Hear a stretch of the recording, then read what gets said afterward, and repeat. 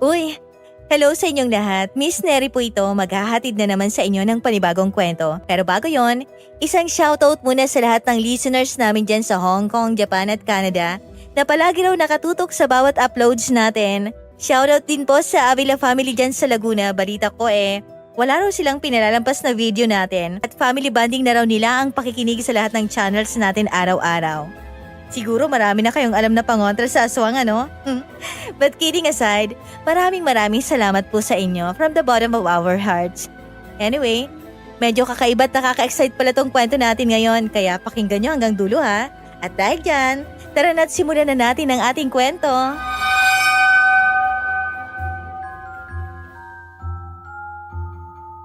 Anastasia anak, nakahanda ka na ba?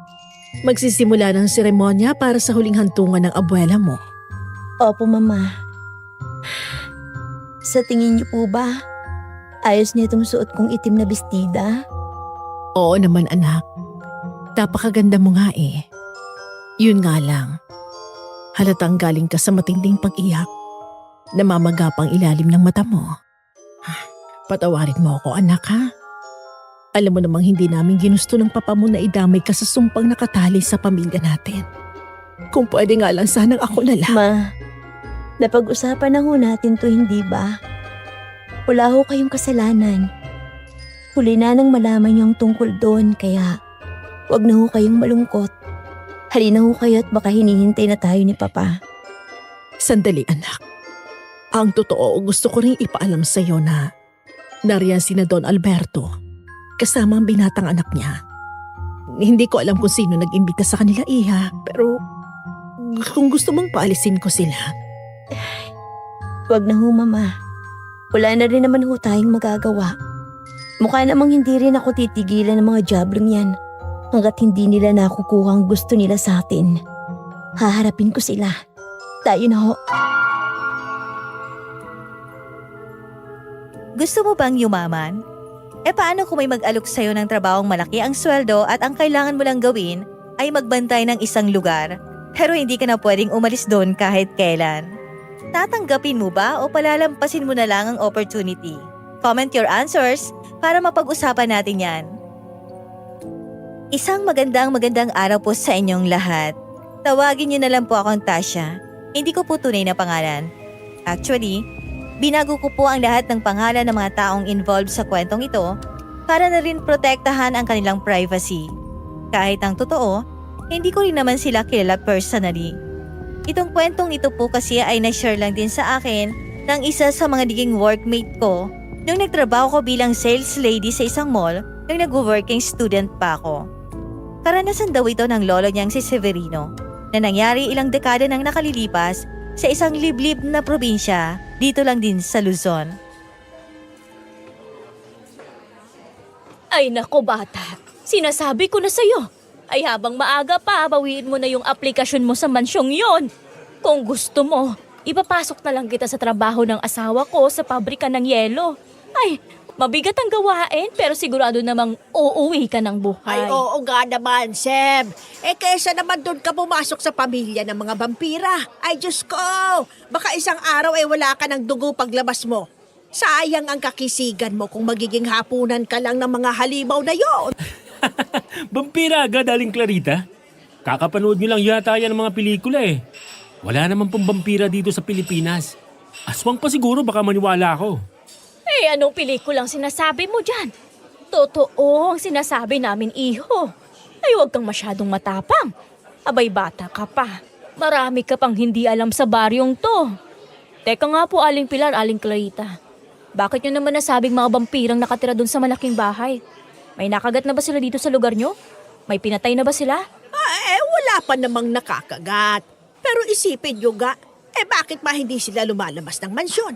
Kahit minsan, mula nang dumating sila rito ilang taon nang nakakalipas, ay hindi namin nakitang umalis ang pamilyang yan sa loob ng lugar na yon. Ay, totoo yan. Nakakulong lang sila doon sa loob. Parang ginawa nilang hawla yung sarili nilang bahay.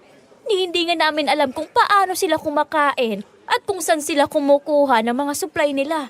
Ay malamang sa malamang, vampirang mga yan. O kaya, miyembro ng kulto. na may ginagawang milagro sa loob ng pamamahay na yun. May napatunayan na po ba kayo sa mga chismis na yan? May nahuli na ba kayong umiinom ng dugo o di kaya nahuli nyo man lang ba silang nagre-ritual ng kung ano-ano? Para matawag nyo silang kulto? Wala pa naman. Pero hindi ba sapat na dahilan yung hindi sila lumalabas? Nakakapagtaka kaya. Ang lalaking tao ayaw mabilad sa araw? Anong tawag mo doon? Baka naman po ayaw lang talaga nilang lumalabas dahil mainit. O kaya baka marami lang talaga silang ginagawa sa loob ng bahay nila. May mga tao po talagang ganoon. Mas gustong manatili sa bahay kaysa makipagkwentuhan sa labas tulad ng ginagawa natin ngayon. Alam niyo po, masamang magbintang, lalo na kung wala naman pala kayong ebidensya. At mga haka-hakat sa pantaha lang pala yung sinasabi niyo. Ay ko! Ewan ko sa'yo, Severino. Basta sinabihan ka na namin. Kami na nga itong nagmamalasakit, ikaw pa tong namimiloso po. Ay, bahala ka sa buhay mo. Oo nga. Ay, alik ka na gadang Pilar. Sayang lang ang laway natin sa lalaking to. Hindi nakikinig sa mga nakatatanda. Nako, kapag kinagat sa liig yan, huwag siyang tatakbo sa atin para humingi ng tulong. Sige po, Aling Pilar, Aling Clarita. Maraming salamat po sa pag-alala. Ganyan ang naging takbo ng umaga ng matarik na magkaibigang Sev at Alodia. Habang kumakain ng almusal sa nag-iisang karinderya, malapit sa sakayan ng jeep. Kararating lang ng dalawa sa baryong yon. Galing pa sila sa malayong probinsya at parehong nakipagsapalaran. Matapos mabalita ang maraming bukas na trabaho sa lugar na yon dahil sa pag-unlad ng kalapit na bayan. Hindi naman sila nabigo sa kanilang pagbabakasakali. Agad na natanggap si Alodia bilang isang panadera sa isang sikat na bakery sa labas ng baryo. Habang si Sev naman ay nakakuha ng trabaho bilang hardinero sa isang lumang mansyon na matagal na raw na naghahanap ng taong mag-aasikaso sa kanilang malawak at napabayaang bakuran. Natawa na lang ng palihim si Sev sa mga narinig niyang babala mula sa dalawang tsismosong taga-baryo. Sanay na siya sa mga probinsyang puno ng pamahiin at usap-usapan na wala namang matibay na basehan. Isang bagay lang ang malinaw sa kanya sa mga oras na yon. Kailangan niya ng trabaho at kailangan niyang kumita ng malaking pera. Sev, sigurado ka ba talaga dyan sa papasukan mo? Pwede naman tayo maghanap ng ibang trabaho para sa'yo dito. Total, hindi ka pa naman nagsisimula. Ano ka ba? Sigurado na ako, no? Maganda kayang bigayan doon. Libre pang pagkain ko sa loob. At may sarili daw akong kwarto doon sa likod ng mansyon.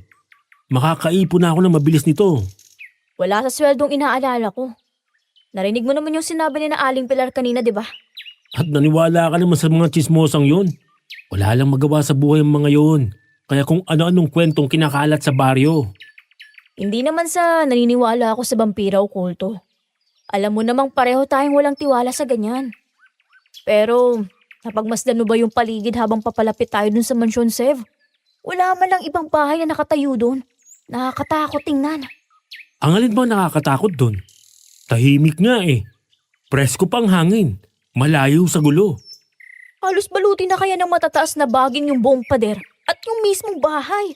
Parang napabayaan na ng ilang dekada. Ang dilim-dilim pa ng aura eh. May nakatira naman. Kaya nga sila naghahanap ng hardinero, di ba? Para ayusin yung mga baging na yun. Kung maganda at maayos na yun, edi sana wala akong trabaho ngayon. Isipin mo na lang ha. Trabaho at perang tingin ko sa mga damo at baging na nasa paligid ng mansyong yun. Kung sa bagay, may punto ka naman dun. Pero kasi, paano kung totoo yung sinasabi nila na may kakaiba sa pamilyang nakatira dun? Hindi ba nakakapagtaka nga namang hindi mo lang sila umaalis ng mansyon? Alodia, trabaho ang ipinunta ko rito. Hindi para mangialam sa buhay ng may buhay. Basta magbabayad sila ng maayos tuwing kinsenas at katapusan. Gagawin kong trabaho ko. Siguraduhin mo lang, Sev. Nag-aalala lang ako sa'yo. Tayo lang magkasamang lumuwas dito. Paano kung mapahama ka pa? Hindi ko alam kung kanino ko tatakbo rito para humingi ng tulong, ha? Walang mangyayaring masama sa akin. Ano ka ba? Tsaka, kung sakali mang may mapansin akong kakaiba o makakapahamak sa akin sa loob, hindi naman ako tanga para magtagal doon. Sisibot ako kaagad, no? Ako yan, ha? Huwag mo ipagpapalit ang buhay mo sa pera. Oo nga. Isa pa, kailangan kong simulang kaagad ang trabaho ko bukas na bukas din. Kailangan kong padalhan ng pera si nanay sa susunod na buwan eh. Kumusta na bang tatay mo? May balita ba sa kanya mula nung umalis tayo? Ayun, nagpapagaling pa rin. Nakakalakad din ng pakunti-kunti pero hindi pa rin pwedeng bumalik sa pag-aararo sa bukid. Kaya nga kailangan kong tubusin yung lupa naming na isang lakay Don Teban bago pa tuluyang marimata yun. Patutubos mo rin yun. Magtulungan tayo. Kung kukulangin yung sasahurin mo rito, pwede kitang pahiramin muna sa sweldo ko sa bakery. Naku, wag na. Sapat na yung sasahurin ko dito bilang hardinero kung tutuusin. Itabi mo na lang yung pera mo para sa mga kapatid mong nag-aaral sa atin. Ako nang bahala sa problema ng pamilya ko. Basta pag kailangan mo ng tulong, nandito lang ako. Sabihin mo lang sa akin. Huwag mong sasarilinin. Sa likod ng matapang at kalmadong mukha ni Seth, nakatago ang matinding bigat ng responsibilidad na pinapasan niya. Na isang laang kaisa-isang lupang sinasaka ng kanilang pamilya noong mga panahon nagkasakit ng malubha ang kanyang ama. Yun na lang ang tanging kabuhayan na naiwan sa kanila. Kaya ganoon na lang din ang pagiging desidido niyang kumita ng malaking pera sa lalong madaling panahon. Para kay Seth, walang chismis tungkol sa vampira, kulto o kahit na anong nakakatakot na mansyon ang pwedeng humadlang sa layunin niya. Determinado siyang gawin ang lahat ng legal na paraan. Maibalik lang ang lupa ng kanyang ama bago ito tuluyang mapunta sa iba. Wala siyang pakialam sa nakakatakot na itsura ng lugar o sa pagiging misteryoso ng mga taong nakatira doon. Basta't nakakatanggap siya ng sapat na sweldo para sa kanyang pawis at pagod. Hanggang dito na lang ako, Sev. Babalik na rin ako agad sa kabilang bayan. Baka hinahanap na ako ng amo ko sa bakery. O sige, mag-iingat ka sa daan ha. Huwag ka na masyadong mag-alala sa akin. Magkikita pa naman tayo sa day off natin sa linggo. Basta, tandaan mo yung sinabi ko ha. Pag may napansin kang kakaiba, umalis ka agad dyan. Huwag mo nang hintayin may mangyari pang masama sa'yo bago ka kumilos. Oo na. Ako pa ba? O sige na, lumakad ka na. Baka mapagalitan ka pa. Masyado kang praning Hindi ako praning. Nag-iingat lang.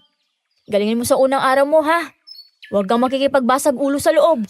Siyempre naman, ako pa ba? Baka kapag bumalik ka dito sa linggo, makita mong kalbo na tong buong mansyon. Yabang. O sige na, aalis na ako. Sige, salamat sa pagsama hanggang dito ha. Walang anuman. Sige na, diyan ka na. Ingat! Pinanood muna ni Sev na makalayo ang kaibigang si Alodia bago niya ibinaling ang buong atensyon sa mataas at kinakalawang na bakal na gate ng mansyon. Nang mapag-isa siya, inamin niya sa kanyang sarili na tamang sinabi ng kanyang kaibigan. Kung titingnan ng mabuti, may kakaibang aurang ibinibigay ang lugar. Ang matataas at makakapal na baging ay parabang mga buhay na ahas na gumagapang sa mga pader. Pilit na tinatakpan ang kabuuhan ng malaking bahay. Ang iilang nakikitang bintana sa ikalawang palapag ay madilim at mukhang matagal nang hindi nabubuksan para papasukin ang liwanag ng araw. Bukod doon, napakatahimik din ang buong paligid. Ang tanging maririnig lang ay ang mahinang pagaspas ng hangin sa mga tuyong dahon. Parang walang tao sa loob. Huminga ng malalim si Sev. Inaalis ang anumang kaba sa dibdib niya. Binuhat niya ang kanyang maliit na bagaheng naglalaman ng mga gamit niya at lumapit sa gate. Tao po! Tao po! Sino yan? Ako po si Severino. Yung nakipag-usap sa inyo kahapon tungkol sa trabaho. Ikaw pala yung aplikante. Sandali. Pumasok ka na. Magandang araw po, Manong. Kayo po ba yung... Mamaya ka na magtanong. Sumunod ka sa akin. Ipapakita ko sa iyo kung saan ka matutulog at kung ano ang mga magiging trabaho mo dito. Sige po. Pasensya na po kung medyo natagalan. Naganap pa po kasi kami ng masasakyan papunta rito Medyo malayo rin pala. Sinabi ng sumunod ka na lang Marami akong ginagawa. Maglakad ka na lang ng tahimik at huwag kang maingay. Baka maabala mo si Senyora Luisa. Hindi na nakapagsalita si Sev. Sumunod na lang siya sa matandang lalaki na hindi man lang nagpakilala sa kanya. Sa unang tingin pa lang, napansin na ni Sev ang kakaibang itsura nito. Mataliwa ang mga mata at may boses na tila palakang naipit sa lalamunan. Habang naglalakad sila papasok sa bakuran, mas lalong nakita ni Sev ang lawak ng trabahong naghihintay sa kanya.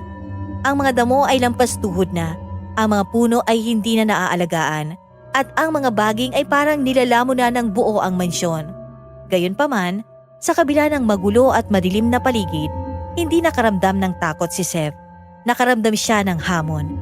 Para sa kanya, ito ang kanyang magiging instrumento para makuha ang perang kailangan ng pamilya niya. Hindi niya alam, ang simpleng pagtanggap niya sa trabahong ito ang magbabago sa buong buhay niya at magtutulak sa kanya sa isang mundong hindi niya kailanman inakalang totoo. Bilisan mo ang paglalakad. Huwag kang papatay-patay. At bawal ang babagal-bagal kumilos dito. Marami pa akong ayusin sa loob. Kailangan matapos ako bago kumagat ang dilim. Pasensya na po, Manong. Tinitingnan ko lang kasi kung gaano kalawak tong bakurang lilinisin ko. Sa labas pa lang kanina napansin ko. Mukhang matagal-tagal ding walang gumalaw sa mga halaman dito eh. Ano naman ngayon? Binabayaran ka para maglinis at magtabas sa mga damo at baging. Kaya natural lang yan. Ipapasok ko muna itong mga binili ko sa kusina, ha? Huwag kang aalis dyan sa kinatatayuan mo. Sige ho. Hihintayin ko na lang po kayo rito. Siguratiuhin mo lang.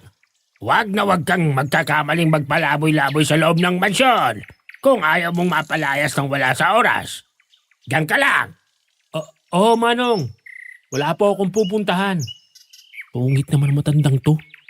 Ano ka ba? Wala ho. Sige na ho. Gawin nyo nang gagawin nyo. Dito lang ho ako. Teka. May isa pa. Huwag kang lalapit sa gawing silangan ng mansyon, ha? Wala kang lilinisin doon. Naiintindihan mo? Ariglado ho. Dito lang ako. Pinanood ni Sev ang pagpasok ng matandang si Baldo sa isang malaking pintuang yaris sa makapal na kahoy. Nang makasigurong wala na ito, napabuntong hininga na lang siya at napailing. Hindi maganda ang naging unang impresyon niya sa matanda. Pero pinalampas niya na lang ito. Ipinasok na lang niya sa isip na baka sadyang mainitin ang ulo nito dahil sa katandaan. Nang mapag-isa, inilibot ni Sev ang paningin sa kabuuan ng bakuran. Bukod sa matataas na baging na gumagapang sa mga pader, napansin niyang may mga antigong estatwa rin na halos hindi na makilala dahil sa kapal ng lumot. Sa gitna ng malawak na espasyo ay may isang tuyong fountain. Habang pinagmamasdan niya yon, nahagip ng kanyang paningin ang isang bulto ng tao sa hindi kalayuan. Isang babaeng nakasuot ng simpleng puting bestida. Nakatayo ito sa gilid ng isang malaking puno ng mangga at parang may pilit na inaabot sa medyo mataas na sanga. Walang pag-atubiling lumapit si Sev. Miss, tulungan na kita dyan. Mukhang nahihirapan ka na. Sino ka? Anong ginagawa mo rito? Nako, pasensya na kung nagulat kita. Huwag kang magalala. Hindi ako masamang tao o magnanakaw. Ako yung bagong hardinerong natanggap dito. Hardinero? Nag-hire sila ng hardinero? Oo, ako nga pala si Severino. Pero pwede mo na rin akong tawaging Seb para mas madali. Ikaw, anong pangalan mo? Nagtatrabaho ka rin ba rito bilang kasambahay? Hindi ako kasambahay dito. Ako si Anastasia. Anastasia? Ang ganda naman ng pangalan mo. Bagay na bagay sa'yo. Hindi ka dapat nandito. Umalis ka na habang maaga pa. Ha? Bakit naman ako aalis? Kararating ko lang eh. At saka kailangan ko ng trabaho. Huwag kang mag-alala, mabait naman ako. Sigurado akong magkakasundo tayo dito. Hindi mo naiintindihan. Wala kang alam sa lugar na to. Hindi ka pwedeng magtagal dito sa Severino. Baka magsisi ka lang. Seb na lang itawag mo sa akin. At saka, bakit naman ako magsisisi? Masama ba ang ugali ng mga amo natin? Yung matandang nagpapasok sa akin kanina medyo masungit nga. Pero masasanay din naman ako siguro eh. Hindi lang si Baldo ang dapat mong iwasan dito. Kung ako sa'yo, kukunin ko na mga gamit ko at babalik na ako kung saan man ako nanggaling. Natigilan si Sev na magtama ang kanilang mga paningin. Sa unang pagkakataon, nakita niya nang malapitan ang mukha ni Anastasia. Parang biglang huminto ang pag-ikot ng mundo ni Sev. Napakaganda ng babaeng kaharap niya, pero may kakaibang lungkot na nakapinta sa mga mata nito. Maputla ang kanyang balat na lalong nagpalitaw sa kanyang maiitim at mahabang buhok. Sa mga sandaling yon, nakalimutan ni Sev ang matataas na baging, ang mainit na araw at ang lahat ng chismis sa labas ng mansyon. Isang mabilis na kabog ang naramdaman niya sa kanyang dibdib. Hindi niya maipaliwanag kung bakit. Pero may kung anong puwersang humihila sa kanya papalapit kay Anastasia. Gusto niyang alamin kung bakit ganun kalungkot ang mga mata nito. Gusto niyang itanong kung bakit pilit siyang pinapaalis nito kahit gayon lang sila nagkita. Bago pa man makapagsalita muli si Sev, isang malakas na boses ang bumasag sa katahimikan ng paligid. Hoy! Anong ginagawa mo? Ako ba? Kausap ko lang si... Bakit di nakikipag-usap sa mapapangasawa ko? Paano ka nakapasok dito? Marshall, tama na. Huwag mo siyang sigawan. Tumahimik ka, Anastasia. Akong kakausap sa lalaking to. Sumagot ka! Sino ka at bakit ka nandito sa loob ng mansyon? Ako yung bagong hardinero. Pinapasok ko ako ni Mang Baldo kanina. Naghihintay lang ho ako sa kanya dito sa labas. Nakita ko po kasing nahihirapan si Anastasia na abutin yung... Huwag mong tatawagin sa pangalan niya ang nobya ko. Wala kang karapatang banggitin ang pangalan niya. Isa ka lang hamak na hardinero dito. Kaya matuto kang gumalang. Pasensya na ho. Hindi ko po alam na kayo palang amo ko. Ngayon alam mo na. Kaya lumayo-layo ka sa kanya. Wag na wag kitang makikitang lalapit o makikipag-usap kay Anastasia. Naiintindihan mo? Opo. Pasensya na po ulit. Marshall, nagtatanong lang naman yung tao. Huwag mo naman tratuhin ng ganyan. Baguhan lang siya rito. Kinakampihan mo pa talagang patay gutom na to? Ako na nga itong nagpoprotekta sa'yo. Malay mo ba kung may masamang balak ang lalaking yan? Ay, wala po ako masamang balak. Gusto ko lang po magtrabaho ng maayos. Huwag kang sasagot kapag hindi kita kinakausap. Baka gusto mong kalad ka rin kita palabas ng gate ngayon din. Ano ba yung ingay na yan, Marshall? Dinig na dinig hanggang sa itaas ang boses mo. Napalingon ang tatlo sa pinanggalingan ng boses. Mula sa malaking pintuan ay lumabas ang isang matikas na lalaki na may bahagyang uba na ang buhok at nakasuot ng pambahay na polo. Kasunod dito ang isang ginang na may maamong mukha at kalmadong tindig. Nang makita ni Sev ang dalawa, agad niyang napansin ang pagkakahawig ng ginang kay Anastasia. Nawala ang angas sa mukha ni Marshall nang makita ang mga dumating. Bagamat na natiling madilim ang ekspresyon nito, bahagyang yumuko si Sev bilang paggalang, nag-aabang sa susunod na mangyayari. Kung ito ang mga magulang ni Anastasia, umaasa siyang mas maayos silang kausap kaysa sa lalaking nangangalang Marshall. May problema ba dito, Anastasia, anak? Bakit kayo nagtatalo sa gitna ng init ng araw? Wala ho, Mama. Nagulat lang po si Marshall nang makita niya itong bagong hardinero natin. Ikaw ba yung aplikanteng tinanggap ko kahapon? Severino, tama ba? Ako nga pala si Ador. At eto ang asawa ko, si Luisa. Opo, Senyor Ador. Severino po. Pero, Seb na lang po ang itawag niyo sa akin. Pasensya na po kung maingay kami. Kausap ko lang po kasi si Senyorita Anastasia kanina. Nakikipag-usap at kung ano-anong tinatanong niyan kay Anastasia, Tito Ador. Hindi natin kilalang taong yan. Paano kung magnanakaw pala yan? O kaya... Ako ang tumanggap sa kanya, Marshall. Nakausap na siya ni Baldo kahapon at maayos ang papeles niya. Tayo ang nangangailangan ng tao para ayusin ang labas ng mansyon. Kaya pakitunguhan mo siya ng maayos. Pero Tito... Tama na. Ayaw ko magkagulo rito. Severino, pagpasensyahan mo na si Marshall. Medyo mainitin lang talagang ulo niya. Welcome sa Pamilya de Luna. Maraming salamat po, Senyor Ador. Senyora Luisa, ikinagagalak ko po kayong makilala. Halatang ang galing ka pa sa malayong biyahe, iho. Pawis na pawis ka at bitbit mo pa ang mga gamit mo. Opo, Senyora. Naghanap pa po kasi kami ng masasakyan papunta rito kaninang umaga.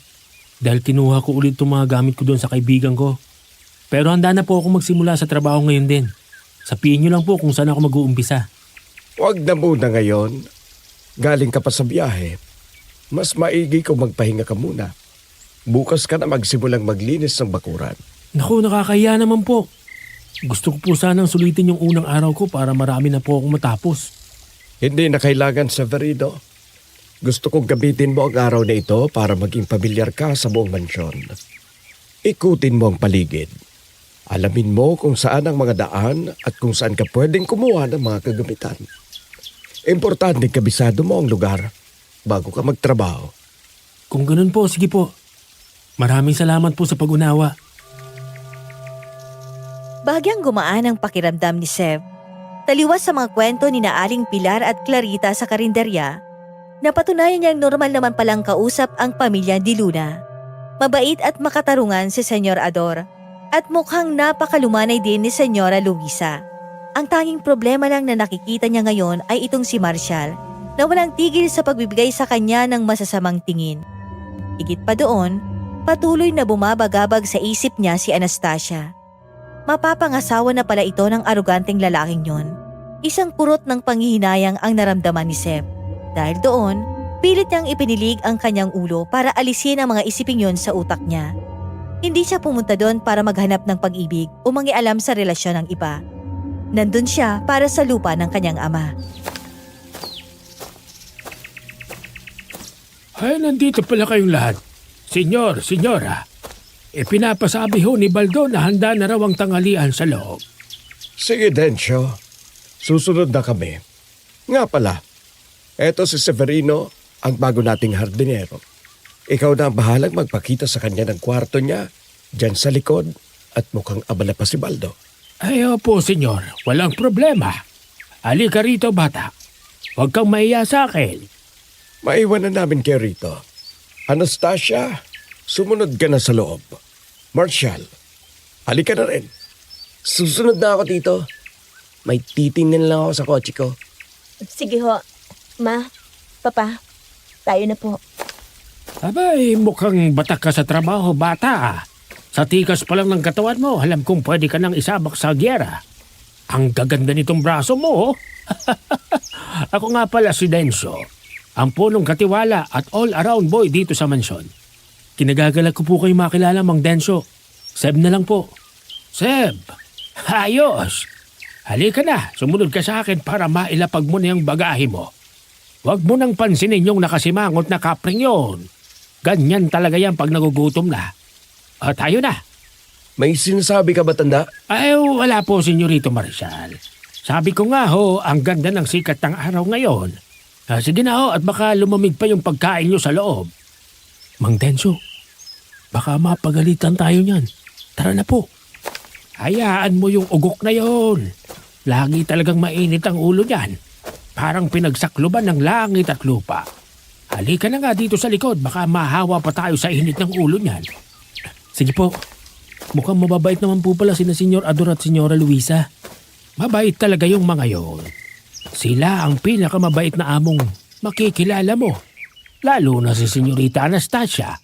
Kaya lang ewan ko ba kung anong pumasok sa isip ni Senyor Ador at pumayag na ipakasal ang anak niya sa Marshall na yan. Matagal na po ba kayo nagtatrabaho dito? Kasi po kanina sa labas ng baryo, may mga naririnig akong usap-usapan tungkol sa mansyong to eh.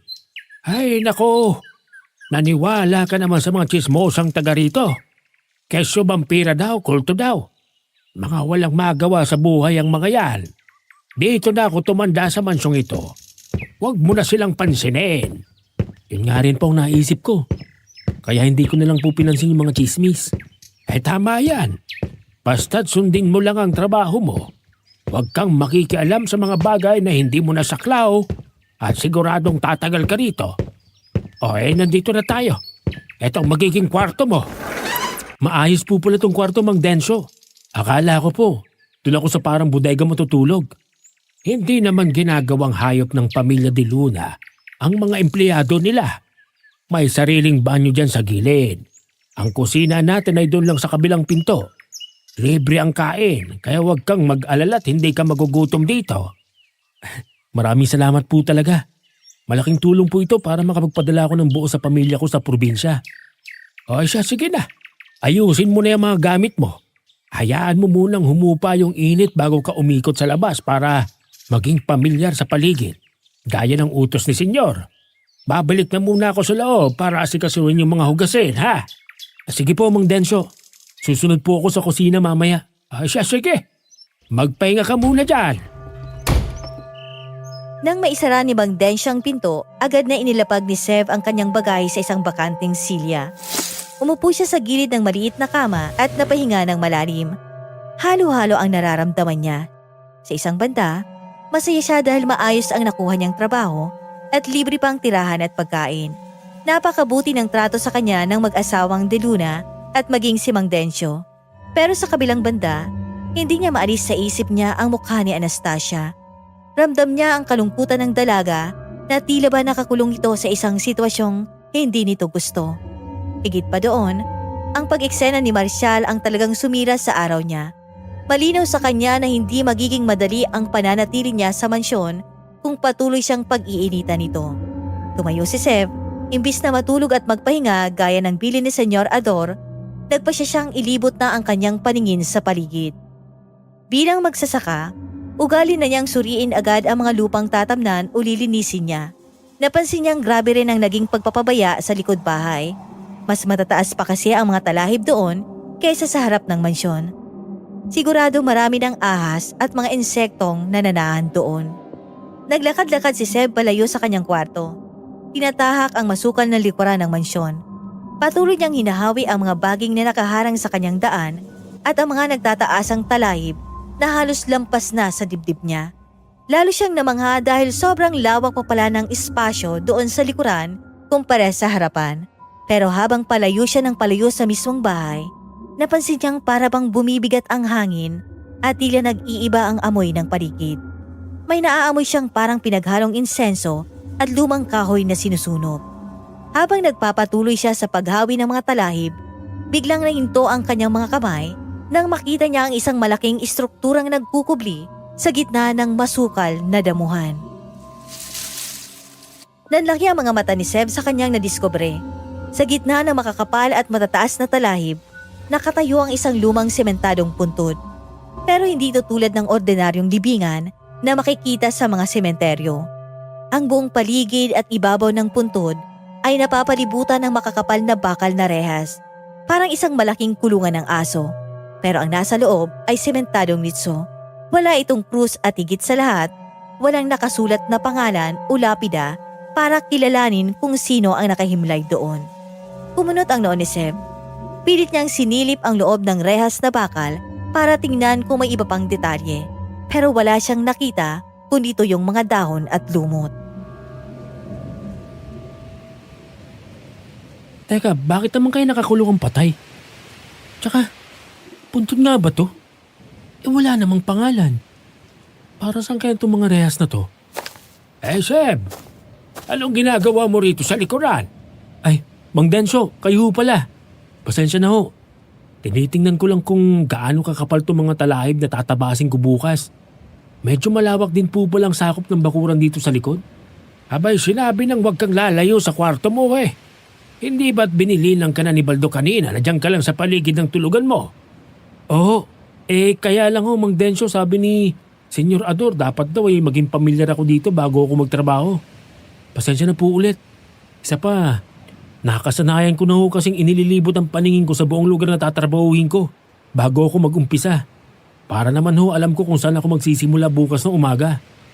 Pang-uusapan ng mga patakaran dito sa mansyon, bata. Kung gusto mong tumagal sa trabahong ito at makapagpadala ng pera sa pamilya mo, kailangan mong matutong sumunod sa bawat utos. Huwag kang kung saan-saan nagpupunta. Naiintindihan ko. Pabalik na ako sa kwarto ko ngayon din. Huwag po kayong mag-alala. Hindi ko na po uulitin. Mabuti. At tandaan mo, Seb, kahit anong marinig o makita mo sa gabi, huwag na huwag kang lalabas ng kwarto mo. Ilak mo ng maigi ang pinto mo at matulog ka na lang. Maliwanag ba? Oo, Mang Densyo. Maliwanag po. Hayaan niyo po. Pagod din naman ako sa biyahe kaya paniguradong makakatulog kaagad ako. Mabilis na tinalikuran ni Seb ang lumang puntod at naglakad pabalik sa direksyon ng kanyang kwarto. Kasunod si Mang Densyo. Hindi na siya nagtanong pa tungkol sa kakaibang istrukturang nakita niya. Sa isip-isip niya, trabahante lang siya sa mansyong yon at wala siyang karapatang manghimasok sa mga lihim ng pamilya De Luna. Kailangan niya ang sweldo para matubos ang lupang sinasaka ng kanyang ama. Kaya nagpasya siyang isang tabi ang kanyang kuryosidad. Pagsapit ng gabi, gaya ng bili ng matandang katiwala, isinarang maigi ni Seb ang pinto ng kanyang kwarto. Tahimik ang buong paligid. Pero paminsan-minsan, ay may naririnig siyang mga kaluskus mula sa labas at alulong ng mga aso sa malayo. Sa halip na sumilip sa bintana para usisain yon, ipinikit na lamang niya ang kanyang mga mata at pinilit ang sariling makatulog. Kinabukasan, maagang maaga siyang bumangon para simulan ang kanyang unang araw ng trabaho.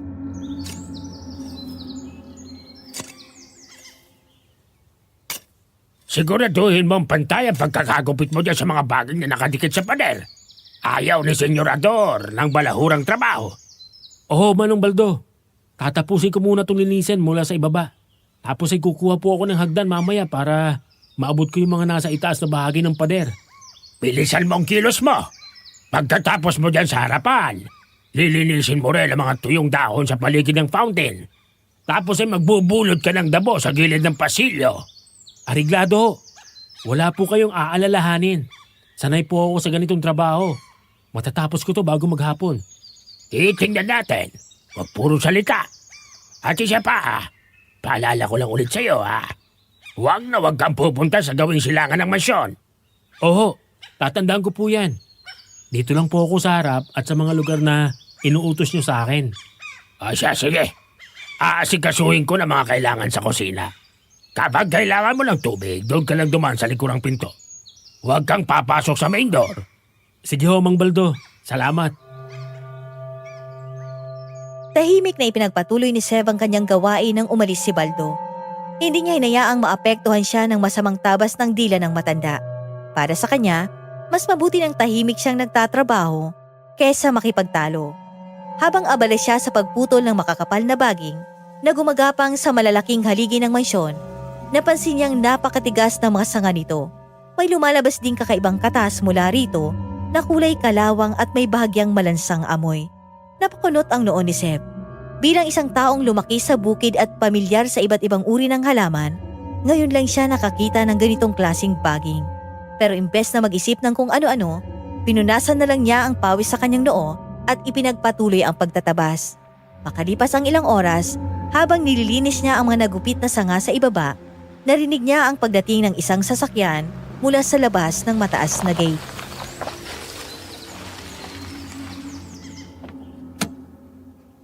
Nasaan si Anastasia?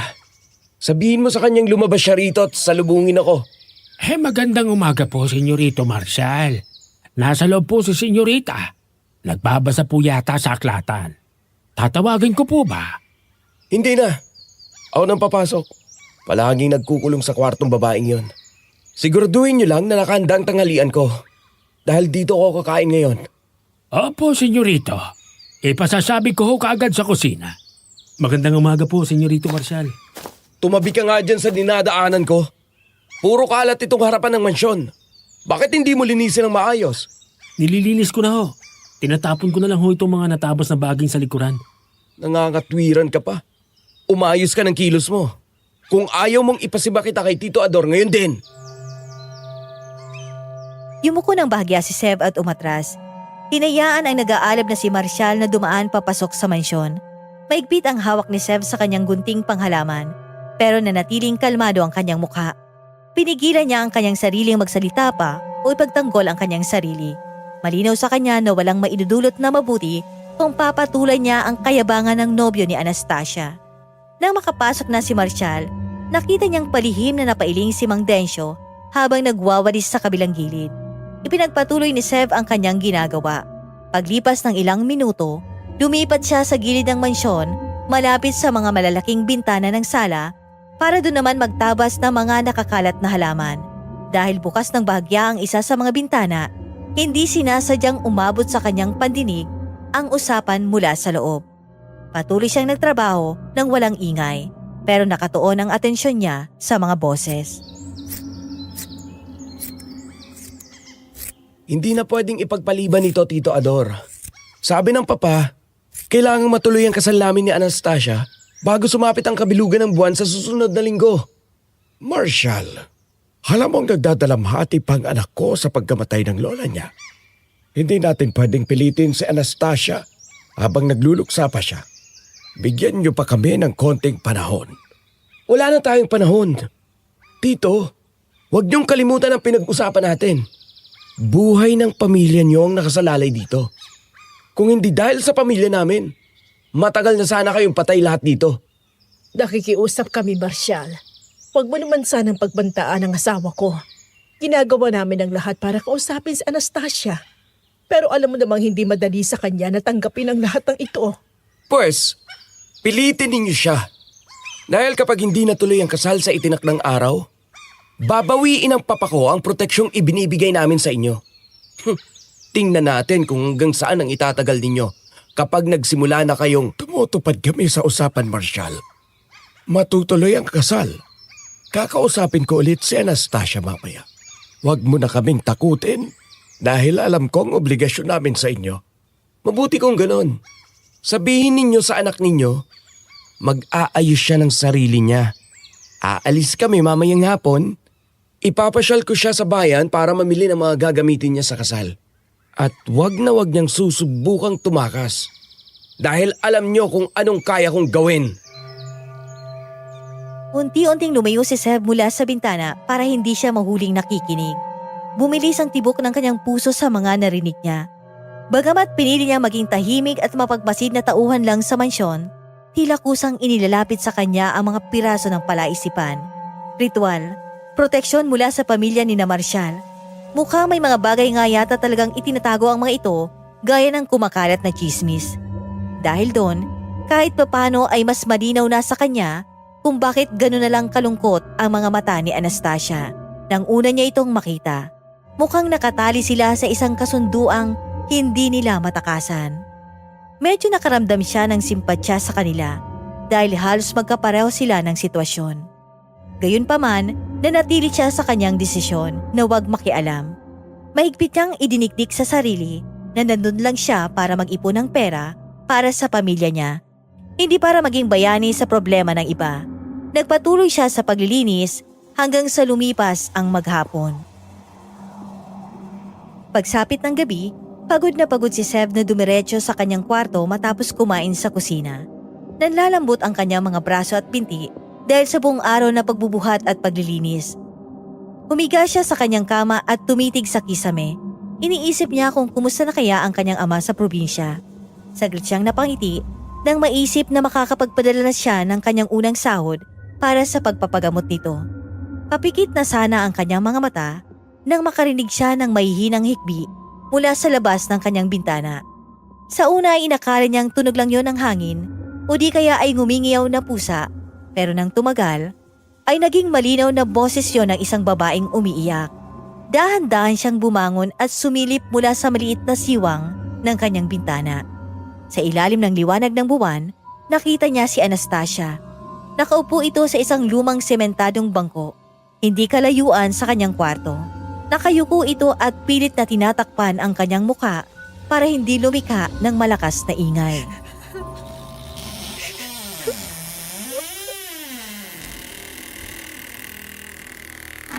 Senyorita Anastasia, pasensya na po. Hindi ko po sinasadyang makaabala. Seb, bakit gising ka pa? Narinig po kasi kayong umiiyak mula sa loob ng kwarto ko. Gusto ko lang po sanang itanong kung ayos lang po kayo. Gusto niyo bang ikuha ko kayo ng tubig? Hindi na. Ayos lang ako. Pasensya na kung nagising kita.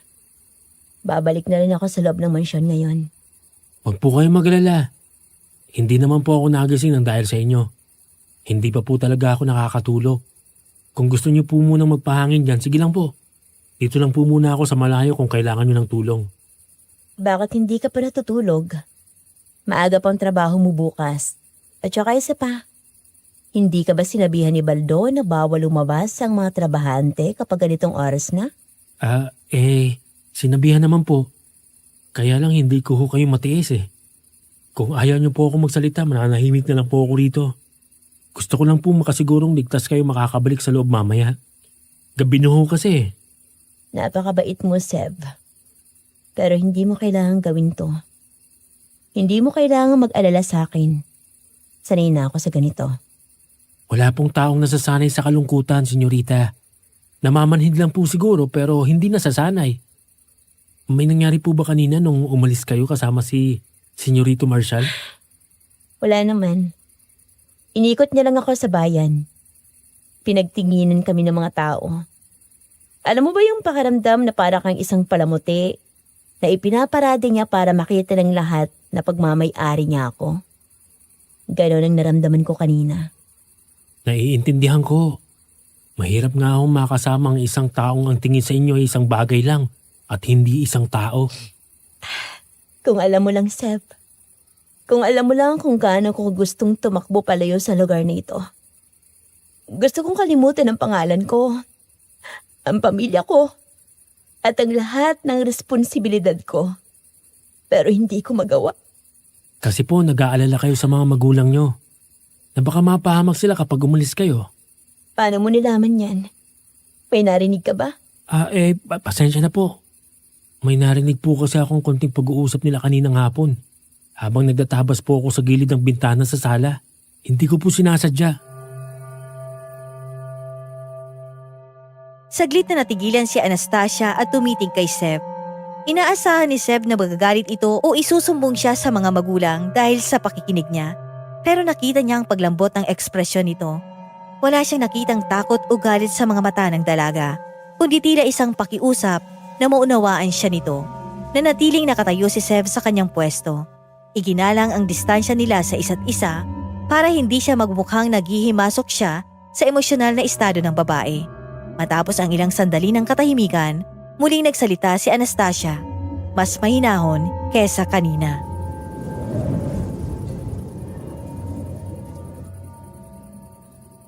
Mabuti na rin sigurong narinig mo yun. Para alam mo na, hindi ordinaryong pamilya ang pinapasukan mo. Totoo ang lahat ng narinig mo, Seb. Nakatali kami sa pamilya ni na Marshall. Kaunti lang din naman ho ang narinig ko, senyorita. Wala pa rin ho talaga akong alam sa tunay na nangyayari. Pero alam ko hong napipilitan lang kayo makipaglapit kay Senyorito Marshall. Tama ka. May nangyari kasi noon sa pamilya namin kaya malaki ang utang na loob namin sa pamilya nila. Ganun ho ba? Kaya ba bilang kapalit ay kailangan nyo magpakasal sa kanya? Kahit na hindi nyo naman siya gusto? Oo, gano'n na nga. Pero senyorita, parang hindi naman ho patas yun. Wala namang patas na usapan kapag buhay nang nakataya, Sev. Hindi ko masisi sina mama at papa. Sa totoo lang, ang hindi ko lang matanggap ay kung bakit kailangang si Marshall pa. Hindi ko maatim na makakasal ako sa isang katulad niya. Ano pong ibig Huwag niyo? ka nang magtanong pa ng mas marami, Sev. Sapat na sigurong nalaman mo. Hanggat maaari, huwag kang haharang sa daraanan ni Marshall. Huwag mong ipapahamak ang sarili mo. Naunawaan ko po. Trabaho lang po ang ipinunta ko rito. At wala po akong balak na makialam sa mga bagay na labas na sa usapan namin ng mga magulang nyo. Pero senyorita, gusto ko lang po malaman nyo na kung sakaling kailangan nyo ng tulong. Kahit anong klaseng tulong, nandito lang po ako. Salamat, Sev. Ikaw lang ang unang taong nagsabi sa akin yan na walang hinihinging kapalit. Pumasok ka na sa kwarto mo. Masyado nang malalim ang gabi. Sige po. Mag-iingat po kayo sa pagpasok ha. Pinanood ni Sev na makalayo si Anastasia bago siya pumasok pabalik sa kanyang maliit na silid. Medyo nagsisi siya dahil nadala siya sa usapan nila at nag-alok pa ng tulong sa dalaga. Masyado kasi siyang nagpadala sa awa niya rito. Mas lalong bumigat ang mga iniisip niya dahil ngayon ay may kaunting kumpirmasyon na siyang may kakaiba nga sa pinagtatrabahuhan niyang pamilya. Pero wala na siyang magagawa. Nakapag-alok na siya ng tulong. Hindi niya maintindihan noon ang sarili, pero pakiramdam niya ay tadhana na mismo ang naglalapit sa kanilang dalawa ng dalagang amo. Ayaw man niyang bigyan ng kahulugan ang pagbilis ng tibok ng puso niya kapag nagkakausap sila ng dalaga. Hindi naman siya mangmang para hindi maintindihang may gusto siya rito. Mukhang tinamaan siya ng matindi sa unang pagkikita pa lang nila. Pero alam niya sa sarili niyang hindi pwedeng lumago ang paghanga niyang yun sa kanyang amo. Lumipas ang ilan pang mga araw, pilit na ibinaon ni Sev sa kanyang isip ang lahat ng mga nalaman niya nung gabing yun. Ipinagpatuloy niya ang kanyang trabaho bilang hardinero sa mansyon ng mga De Luna, na para bang wala siyang narinig na kahit na anong usapan sa pagitan ni na Senyor Ador at Marshall. Inabala niya ang kanyang sarili sa paglilinis ng mga tuyong dahon, paggupit ng mga baging at pag-aayos sa harapan ng mansyon. Nung unang linggo ay normal naman ang lahat, pero habang tumatagal, unti-unti na siyang nakakapansin ng mga kakaibang senyalis sa paligid. Minsan, kapag nagagawi siya ng bahagya malapit sa gawing silangan, kung saan naroon ang nakahawlang puntod, may naaamoy siyang malansang amoy na humahalo sa hangin. May mga pagkakataon ding nakakakita siya ng mga malalaki at mahabang kalmot sa mga punong malapit doon na parang ginawa ng isang napakalaking hayop. Gayunpaman, pinili niyang magsawalang kibo.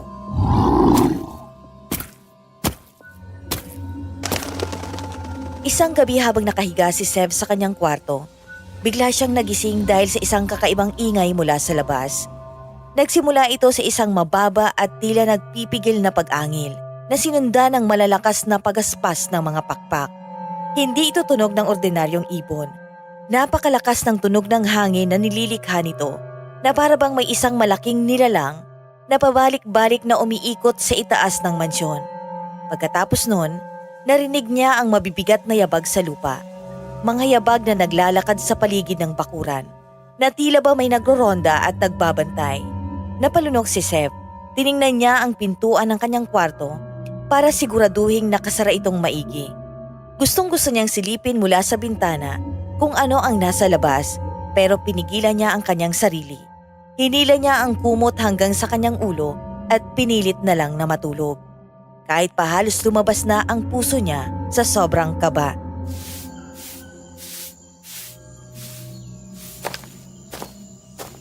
Hoy, Severino! Iwan mo muna yung pagbawalis mo dyan at lumapit ka rito. Bakit ho, Mang Baldo? Ano po ba yan? Kunin mo tong sako. Ilabas mo ito ng mansyon at itapon mo doon sa may bakanting lote sa likod ng kakahuyan. Huwag kang babalik hanggat hindi mo nasisigurong na itapon mo yan ng maayos. Ang bigat naman ho nito, tsaka ang lansa ho ng amoy. Ano ho bang laman ito? Mga patay na aso at pusa yan. Bakit bang dami mo pang tanong? Gusto mo bang ikaw ang ipalit ko dyan sa loob ng sako para manahimik ka? Hindi ho. Sige, dadalhin ko na po ito sa kakahuyan ngayon din. Bilisan mo! At wag na wag mong bubuksan niya kung ayaw mong sikmurain sa makikita mo. Kinuha ni Sev ang sako. Kahit pa nandidiri siya sa malagkit at basang ilalim nito, na halatang nababad sa sariwang dugo. Hindi ito ang unang beses na inutusan siya ni Baldo na magtapon ng mga patay na hayop. Nitong mga nakaraang araw, palagi niyang nakikitang matanda na may kinakaladkad na mga patay na manok, baboy, at kung minsan ay mga asong gala mula sa bakuran. Kadalasan ay si Baldo mismo ang nagliligpit nito, pero minsan ay ipinapasa nito ang trabaho kay Sev kapag masyado na itong abala. Habang naglalakad si Sev papunta sa kakahuyan, hindi niya maiwasang pag-isipan ng mga nangyayari. Bakit napakaraming namamatay na hayop sa paligid ng mansyon? At bakit parang pira-piraso na ang mga katawan nito sa loob ng sako? Unti-unti nang kinakain ng takot ang kanyang isip. Pakiramdam niya, hindi naligtas ang manatili sa lugar na yon. Nang sumunod na gabi, hindi na naman nakatulog si Sev. Pilit niyang ipinipikit ang kanyang mga mata, pero ang pandinig niya ay nakatutok sa mga kaluskos sa labas. Wala siyang narinig ng pag-angil o pagaspas ng pakpak ng gabing yun. Pero may narinig siyang mahihinang yabag na naglalakad sa mga tuyong dahon. Dahan-dahan siyang bumangon at bahagyang sumilip sa siwang ng kanyang bintana. Inaasahan niyang makikita ang nilalang na gumagawa ng mga tunog noong nakaraang gabi. Pero laking gulat niya sa tumambad sa kanya. Sa ilalim ng malamlam na liwanag ng buwan, nakita niya si Anastasia.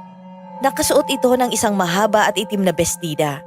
Ang mas nakakapagtaka, naglalakad ito ng nakapaa sa gitna ng malamig at madamong bakuran.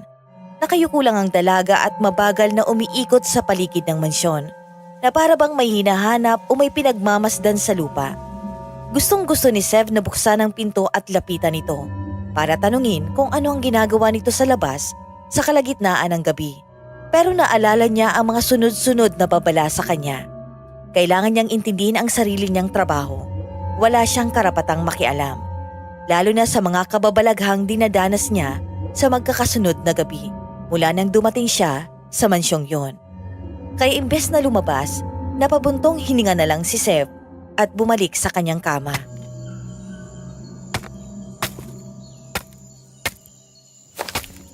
Mang Densyo, kayo pala yan? Kanina ko pa ho naririnig yung taga ng itak nyo. Ano ba yung ginagawa nyo? Oh, nandiyan ka pala bata. Eto, nagtatabas lang ng mga kawayan. Gumagawa lang ako ng tulos. Tulos? Bakit ho? Tsaka, bakit hinuhulog nyo rin dito sa mababaw na hukay itong mga nagawa nyo na? May paggagamitan kasi ako nito, bata. Ano naman ho? Para ho kasi kayong gagawa ng simpat eh. Alam nyo ho, sa probinsya namin, yung ganyan daw ho panlaban sa mga aswang. Talaga? Sa inyo rin pala? Mang Densyo, pwede ho bang magtanong? Depende kung anong itatanong mo, bata. Kasi ho, itong mga nakaraang araw, may kakaiba ho akong napapansin sa paligid. Ang totoo ho, hindi ko alam kung dapat pa ba ako manatili sa trabaho ko rito. Pakiramdam ko ho kasi, hindi ako ligtas dito eh. Pasensya ka na, iho. Hindi ko maaaring sagutin ang kung anumang pinupunto ng sinasabi mo. Nasa iyo naman ang desisyon kung mananatili ka rito o hindi. Mukhang may alam ho kayo kung ano ba talagang nangyayari dito, Mang Densyo. Alam mo, ang mabuti pa tulungan mo na lang akong tabunan ng lupa itong mga tulos na ito. Huwag mo nang ituloy ang sinasabi mo dahil siguradong pareho tayong malilintikan kapag may nakarinig sa'yo. Tandaan mo, may mga mata at tenga sa paligid. Hindi na sumagot pa si Sev at kinuha na lang niya ang ilan sa mga matutulis na kawayan at tinulungan ang matandang katiwala. Habang ibinabaon niya ito sa lupa, hindi niya maiwasang sulyapan si Mang Densyo. May kakaiba sa mga ikinikilos nito. Ang mga tinabas nitong kawayan ay hindi mukhang ordinaryong kahoy lang na pambakod o kung ano pa. Sadyang ginawa ang mga ito para makapatay o makasugat. Sa isip-isip ni Sev, parang mas marami pang alam si Mang Densyo kesa sa ipinapakita nito. Tila ba palihim itong nag-aabang at naghahanda sa isang paparating na panganib. Mas lalo lang nadagdagan ang kaba sa dibdib ni Sev dahil doon. Pamilyang nakatali sa isang sumpa, nobyong may kakaibang pinanggalingan, mga patay na hayop, puntod na may hawla, at ngayon, isang katiwalang palihim na nagtatanim ng mga matutulis na kawayan. Doon pa lang sa mga senyales na yon, napapatunayan niyang may basehan nga ang ibang mga taga-baryo para magduda sa pamilyang pinaglilingkuran niya. Dahil doon, naisip tuloy ni Sev na para bang gusto niya nang umalis at maghanap ng ibang trabaho. Kinahapunan, habang abala ang lahat sa loob ng mansyon, nagkulong si Sev sa kanyang kwarto at nagsimulang ilagay ang kanyang mga damit sa loob ng sako. Desidido na siyang mag-resign at lisanin ng mansyon ng mga De Luna. Balak niyang kausapin si Senyor Ador kinabukasan ng umaga para formal na magpaalam. Wala na siyang pakialam kung mawalan siya ng trabaho. Bastang mahalaga ay makalayo siya sa nakakakilabot na lugar na yon. Kukuha na sana siya ng papel at ballpen para gumawa ng sulat nang bigla siyang makarinig ng mga boses mula sa labas ng gate na malapit lang din naman sa kanilang quarters. Tao po! Tao po! Pakitawag naman po si Sebo. Importante lang po talaga. Ay naku, Ineng. Bawal ang mga tagalabas dito. Sino ka ba? Anong kailangan mo kay... Alodia? Anong ginagawa mo rito? Sev, may masama akong balita. Nagmadali talaga ako mapunta rito, kaya pasensya na akong biglaan. Masamang balita? Bakit? Namumutla ka. Ano bang nangyari? Galing sa kabilang bayan yung kartero kanina. May dinalang telegrama sa bakery. Nakapangalan sa'yo. Pinabibigay ng nanay mo mula sa probinsya. Telegrama? Bakit? Ano raw ang sabi ni nanay? May nangyari ba sa kanila? Kinuha ni Sev ang nakatuping papel mula sa nanginginig na kamay ni Alodia. Binasa niya ang maikling mensahe at parang gumuho ang mundo niya nang maintindihan ang nakasulat doon. Inatake na naman sa puso ang kanyang tatay at isinugod sa pinakamalapit na ospital sa Kapitolyo. Nakaligtas daw ang kanyang ama at kasalukuyan ng ginagamot. Pero kailangan nila ng malaking halaga para pambayad sa ospital at sa mga bagong gamot na inireseta ng doktor.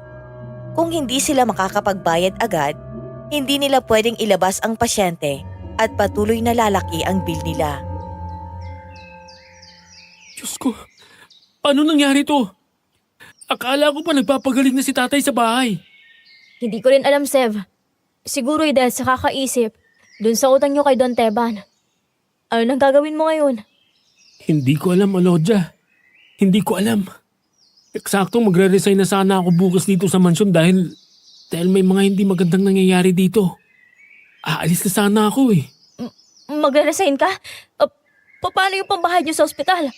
Sev, hindi pwedeng mawalan ka ng trabaho ngayon. Lalo pat kailangan ng pamilya mo ng pera. Hindi mo pa nga nakukuha ang unang sahod mo. Saan naman ako kukuha ng ganong kalaking pera agad-agad? Kakaumpisa ko pa lang dito. Hindi pa ako pwedeng bumali ng ganong kalaki kay Senyor Ador. Baka mas matagalan pa ako makahanap ng bagong papasukang malaki rin ng sweldo. Gaya ng sahod ko rito. Pwede kong ibigay sa'yo yung naipon ko sa bakery. Kulang pa yun pero baka makatulong kahit papano. Para may maipadala ka muna ngayong linggo. Wag na, Alodia. Para sa mga kapatid mo yun. Problema ko to. Akong gagawa ng paraan. Kailangan kong mag-isip. Kailangan kong gawan to ng paraan. Napasabunot si Seb sa kanyang sariling buhok dahil sa matinding frustration. Kung aalis siya sa mansyon, wala siyang maipapadalang pera at maaaring mamatay ang kanyang ama sa ospital dahil sa kawalan ng pambili ng gamot. Kung mananatili naman siya, hindi niya alam kung kailan siya maabutan ng disgrasya sa loob ng lugar na pinamumugaran ng kung anumang kababalaghan at ng mga taong may malalagim na sikreto. Para bang nakikipaglaro sa kanya ang tadhana. Habang pilit niyang pinapakalma ang kanyang sarili at nag-iisip ng solusyon, isang pamilyar na boses ang narinig nila mula sa likuran. Seb, Senyorita Anastasia? Kayo po pala. Pasensya na po kung napasugod dito ang kaibigan ko. Ano lang ho kasi... narinig ko lahat, Seb. Medyo malakas din kasi ang boses nyo. Kaya hindi ko naiwasang hindi marinig. Pasensya na ho, senyorita. Nagkulat lang ho kasi ako sa balitang dinala ni Alodia. Paalisin ko na rin ho siya kaagad para hindi na ho makaabala sa inyo. Hindi, ayos lang. Naiintindihan ko ang sitwasyon mo. Narinig ko kailangan ng pamilya mo ng pera para sa pampagamot ng tatay mo sa ospital. Oo. Inatake po kasi ulit sa puso si tatay. Kailangan ko po kasi makahanap ng pambayad sa bill nila eh. Gagawan ko na lang po ng paraan. Seb, hayaan mo. Ako nang magbabayad ng bill ninyo sa ospital. Po? Huwag na ho, senyorita. Nakakaya po sa inyo. Napakalaking halaga po noon. At hindi ko po alam kung paano ko yun mababayaran sa inyo agad-agad. Hardinero lang po ako rito. Huwag mo nang isipin yung bayad, Seb. Tulong ko na yan sa pamilya mo. Ibibigay ko sa iyo ang pera mamaya. At pwede mo na itong ipadala sa probinsya ninyo bukas na bukas din. Pero, senyorita, masyado pong malaki yun. Baka ho magalit sina Senyor Ador kapag nalaman nilang... Pera ko ang gagamitin ko. Walang kinalaman sina Paparito. Kunin mo na ang tulong na inaalok ko, Seb. Alam kong mahalaga sa iyo ang pamilya mo. Natigilan si Seb.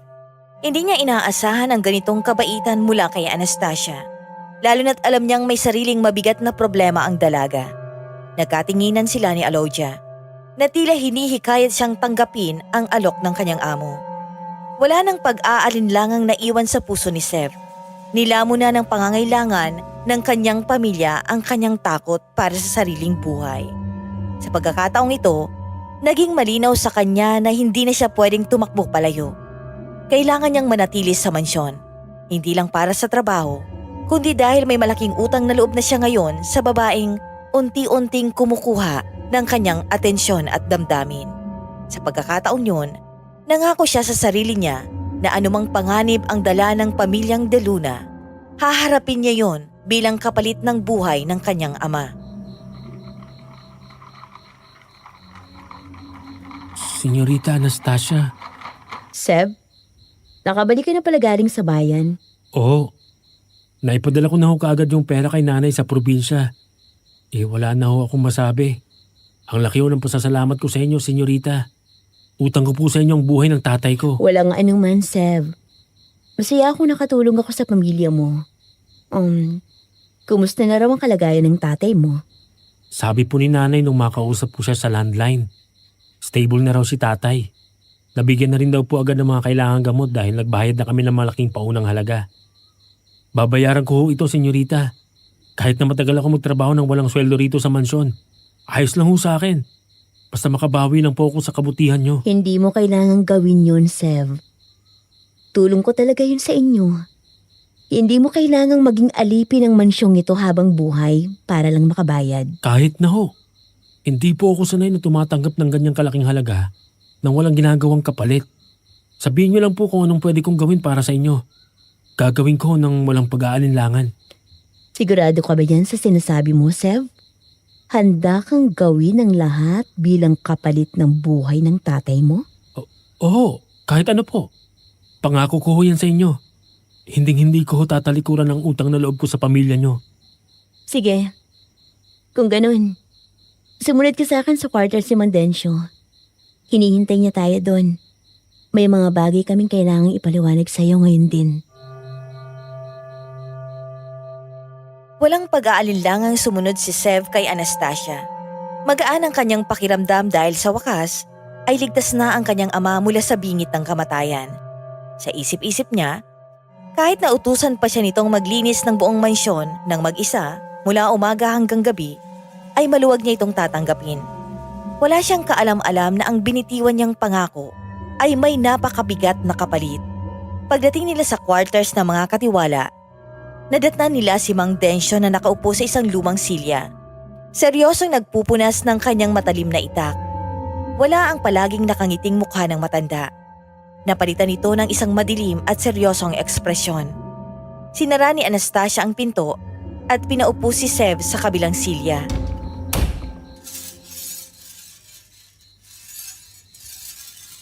Maupo ka, Seb. Mabuti at nakarating na kayo. Bakit o, Mang Dencio? Parang ang seryoso naman yata masyado ng mukha nyo. May nagawa ho ba akong mali sa trabaho ko? Walang problema sa trabaho mo, bata. Seryosong pag-uusapan natin ngayon. Dahil seryoso ang sitwasyong kinakaharap natin. Ngayong nakapagpadala ka na ng pera sa pamilya mo, kailangan mo lang malaman ng buong katotohanan. Katotohanan ho?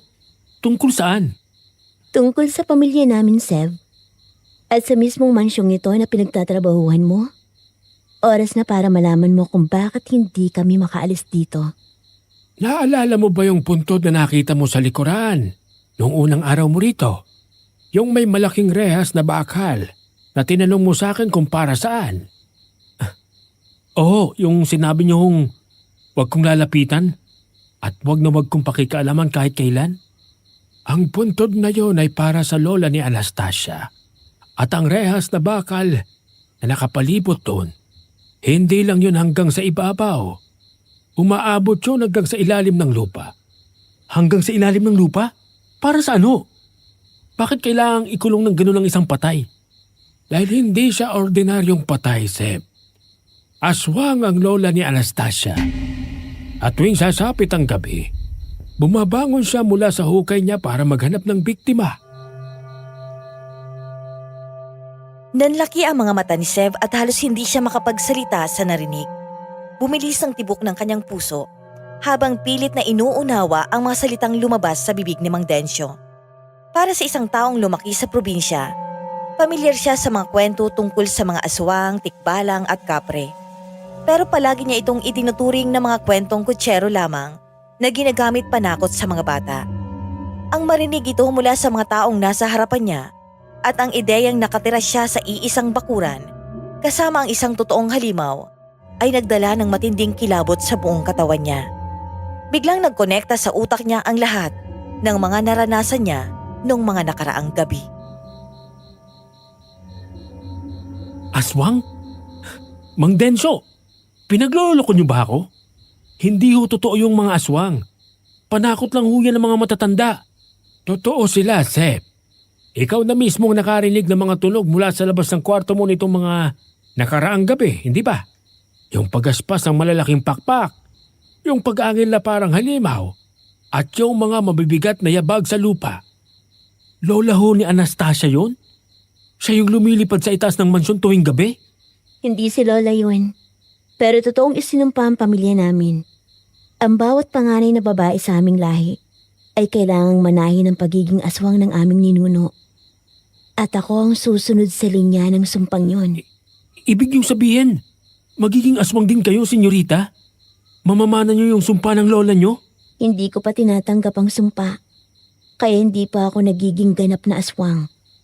Hanggat hindi ko pa kinukuha ang itim na bato mula sa lola ko, patuloy siyang babangon sa gabi para maghanap ng makakain. Hindi siya matatahimik hanggat hindi niya na ipapasa sa akin ang kapangyarihan niya. Kaya may rehas ang paligid at ilalim ng puntod na yon. Ginawa namin yon para hindi siya tuluyang makawala at makapampiktima ng mga inosenteng tao sa labas ng mansyon. Kaya ho ba napakaraming patay na hayop na ipinatatapon sa akin ni Manong Baldo? Tama ka. Kami ang palihim na nag-aalay ng mga buhay na hayop na yun sa kanya. Mga manok, baboy at minsan mga asong gala. Ibinabagsak namin yun sa loob ng rehas sa gabi para may makain siya at mapigilan siyang magwala at maghanap ng tao. Diyos ko, kaya pala ang lansa ng amoy sa gawing silangan.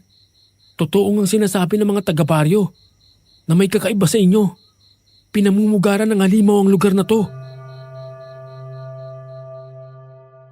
Napasandal si Sev sa upuan niya habang hinahagod ang kanyang mukha. Hindi niya alam kung tatakbo ba siyang palabas ng quarters o mananatiling nakaupo. Parang sasabog ang utak niya sa dami ng impormasyong ibinabato sa kanya.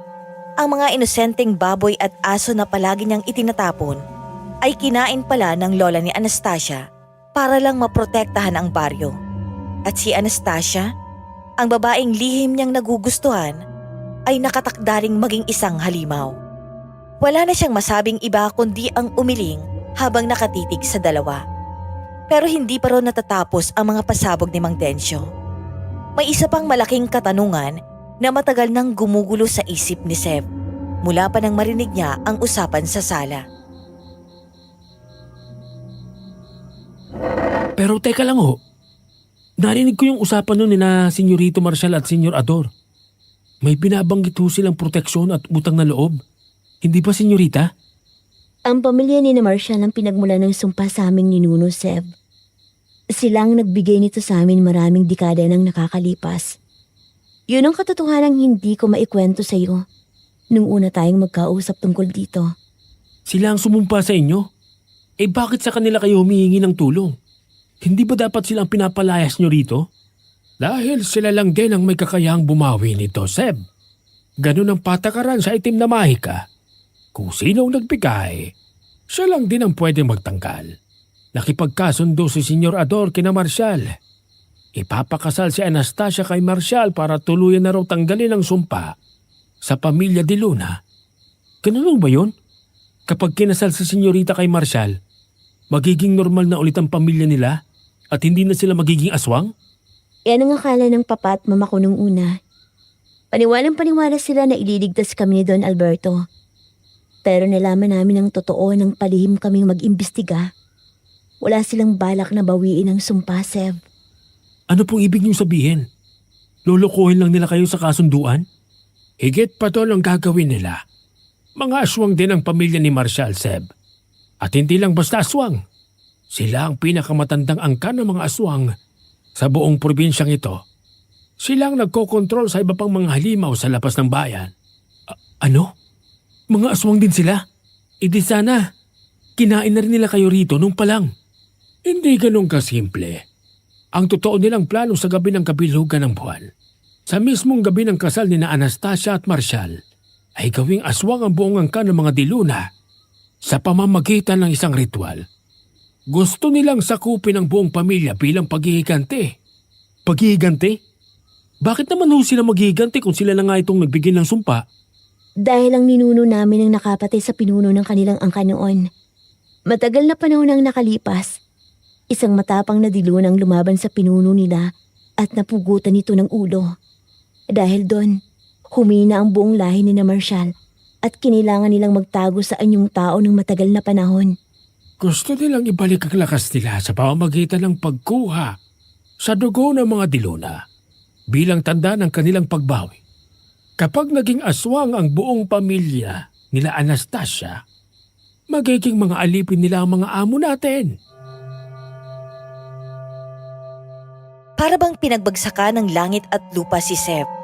Ang inaakala niyang mayaman at aroganteng pamilya ni Marshall ay isang grupo pala ng mga sinaunang halimaw na nagpaplano ng malawakang paghihiganti. Naalala niya ang mga banta ni Marshall sa kanya noong mga nakaraang araw. Mukhang madali lang para ditong pumatay ng tao. Kung naging mainitin ang ulo niya noon at kinalaban niya si Marshall, baka matagal na siyang pinagpira-piraso at itinapon sa kakahuyan. Naiintindihan niya na ngayon kung bakit walang kalaban-laban sina Senyor Ador at Senyora Luisa. Nakatali ang leeg nila sa isang kasunduang magdadala sa kanila sa sarili nilang kamatayan at kapahamakan. Pero sa kabila ng lahat ng ito, may isang bagay pa ring hindi malinaw para kay Sev. Kung alam niyo na ho palang totoo, kung alam niyo nang aswang sila at balak nilang gawing halimaw ang buong pamilya niyo, bakit hindi pa kayo tumatakbo palayo? Bakit pumapayag pa rin kayong manatili rito at ituloy ang kasal? Dahil hindi pwedeng takasan ng sumpa ng ganun lang, bata.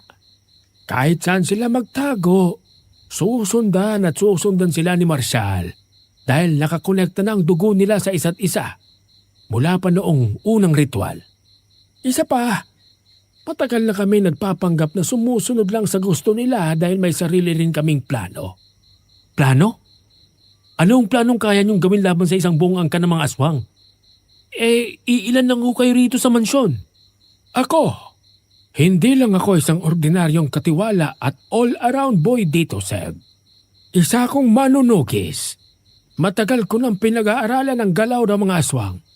Buong buhay ko ay ginugol ko sa pagpatay sa mga kauri nila. Manunugis?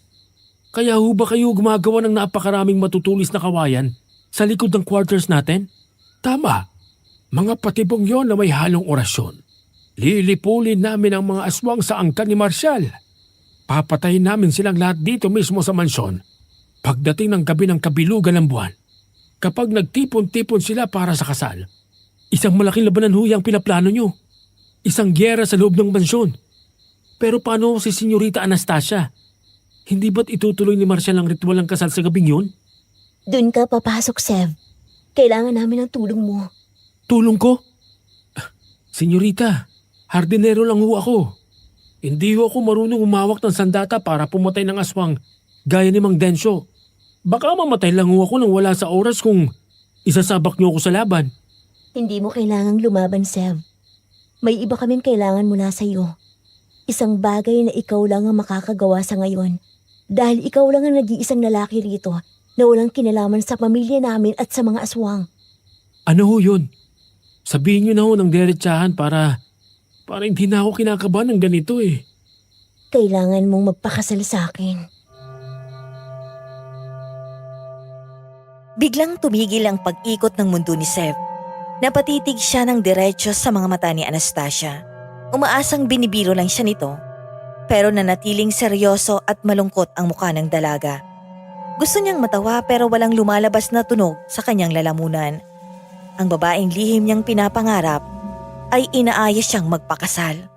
Hindi dahil mahal siya nito, kundi dahil bahagi siya ng isang madugo at malagim na plano nito laban sa mga aswang. Unti-unting napalitan ng pagkalito at galit ang takot na nararamdaman ni Sev. Naramdaman niya ang matinding pag-iinit ng kanyang mukha at ang panginginig ng kanyang mga kamao. Tumayo siya mula sa pagkakaupo at lumayo ng bahagya kina Mang Densyo at Anastasia. Ano ho? Magpakasal? Tayong dalawa?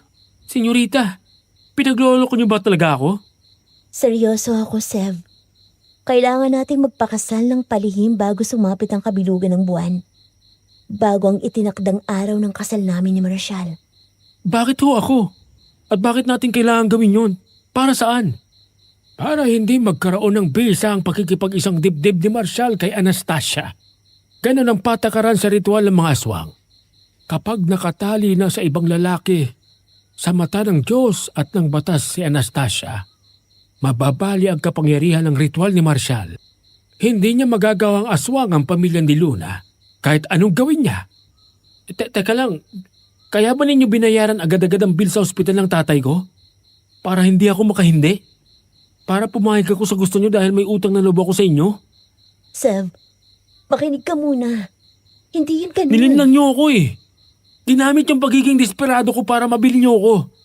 Akala ko ba tulungin na walang kapalit? Pinagmukha niyo akong tanga.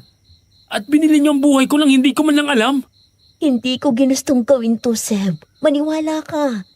Ayaw ko sanang gamitin ang pagtulong ko sa'yo bilang pambayad. Gusto ko talagang iligtas ang tatay mo. Pero desperado na rin ako. Wala na kaming ibang mapagpipilian dahil ubos na ang oras namin. Desperado? Kaya niyo isusugal ang buhay ko? Paano ko malaman ni Marshall ang ginawa natin bago pa ang labanan? Hindi ako ang unang papatay ng mga aswang na yun. Bubulagta ako rito nang hindi man lang nakikita ang pamilya ko. Kalma lang bata. Poprotektahan ka namin. Walang mangyayaring masama sa'yo hanggat nandito ako. Hindi ka nila magagalaw bago ang kabilugan ng buwan. Poprotektahan? Sarili nyo nga. Hindi nyo maprotektahan ang hindi nanggagamit ng inosenteng tao. Ibang klase rin ho kayo, no? Walang makapagsalita kina Mang Densyo at Anastasia. Hinayaan nilang ilabas ni Sev ang lahat ng kanyang hinanakit at galit. Naglakad-lakad si Sev sa loob ng maliit na quarters. Sapo-sapo ang kanyang noo habang pilit na pinapakalma ang sariling paghinga. Tama ang sinabi niya. Pakiramdam niya ay isa siyang kalakal na binili para maging pain sa mga halimaw. Pero sa likod ng kanyang galit, alam niyang naiipit lang din sina Anastasia. Nakita niya ang mga luhang unti-unting namumuo sa mga mata ng dalaga. Batid niya kung gaano kabigat ang dinadala nito. Ang takot na maging aswang, ang bigat ng sumpa ng pamilya, at ang pilit na pagpapakasal sa halimaw na sumira sa buhay nila. Matapos ang ilang minutong katahimikan, huminto si Sev sa paglalakad at bumuntong hininga ng malalim.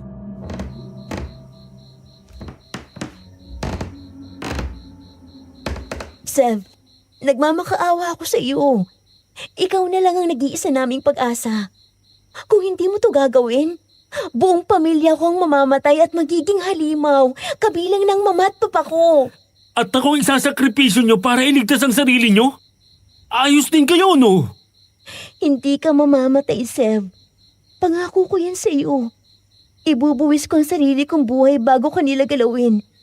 Pagkatapos ng lahat ng to, kapag napatay ni Mang Densyo si na Marshall, pwede ka nang umalis. Gagawa ko ng paraan para mapawalang bisa kaagad ang kasal natin. Malaya ka na. At bibigyan ka pa namin ng sapat na pera para sa buong buhay ng pamilya mo. Paano kung pumalpa kayo? Paano kung hindi gumana yung patibong nyo, Mang Densyo? Isang buong angkan sila. At tayo ay ilang tao lang. Walang palpak sa mga plano ko, Seb. Marami na akong napatay na aswang bago pa ako pumasok sa mansyong ito. Kailangan ko lang nabigyan mo ako ng sapat na oras sa gabi ng kabilugan ng buwan. Ang pagpapakasal nyo ni Anastasia ang magiging susi para malito sila at mawala ng bisa ang mahika nila. Doon ko sila aatakihin. Hindi ko alam. Hindi ko talaga alam kung kaya ko to. Isang malaking kabaliwan ang lahat ng to. Wala sa hinagap ko na magpapakasal ako bilang panlaban sa mga aswang. Naiintindihan ko kung galit ka sa akin, Sev. Karapatan mong magalit at isumpang nakilala mo ko. Pero isipin mong tatay mo. Ligtas na siya ngayon. Buhay siya. Dahil nandiyan ako nung kailangan mo ng tulong. Sana tulungan mo rin kaming mabuhay ngayon. Ano pa nga ba magagawa ko? Nakatali na rin ang leg ko sa inyo eh. Tinulungan yung pamilya ko nang walang pag-aalinlangan. Kaya utang ko sa inyong buhay ko. Isa pa, hindi ko rin naman kayang sikmurahin na hayaan kayo makain ng mga halimaw na yun. Nang wala man lang akong ginagawa. Ibig sabihin ba niyan? Pumapayag ka na sa plano namin, bata? Oo, pumapayag na ako. Tapusin na natin ang kasama ng Marshall na yan. Bago pa sila makapamirwisyo ng iba pang tao sa baryo. Sabihin niyo na sa akin kung anong mga kailangan kong gawin para sa palihim na kasal na to. Isang maliit na ngiti ng pasasalamat ang sumilay sa mga labi ni Anastasia. Habang tinapik naman ni Mang Densyang balikat ni Sev, bilang tanda ng paggalang sa kanyang tapang. Sa gabing yun, tuluyang nagbagong papel ni Sev sa mansyon ng mga De Luna. Mula sa pagiging tahimik at simpleng hardinero, naging isang mahalagang piraso siya sa isang mapanganib at madugong laro laban sa pinakamatandang angkan ng mga aswang. Senyorador!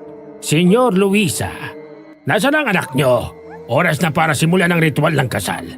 Nakahanda ng bungangkan namin sa labas ng tarangkahan nyo para salubungin ang bagong miyembro ng aming angkan. Andito na kami, Baldo. Huwag kang magmadali. Hindi biro ang gabing ito para sa amin. Kaya hayaan mong kami ang sumundo sa anak namin mula sa taas. Wala na tayong dapat patagalin pa rito, Tito Ador. Kabilugan na ng buwan. Gusto ko nang makita si Anastasia. Nasaan na siya? Pababa na siya, Marshal. Konting pasensya lang. Alam mo namang mahirap para sa anak ko ang araw na ito.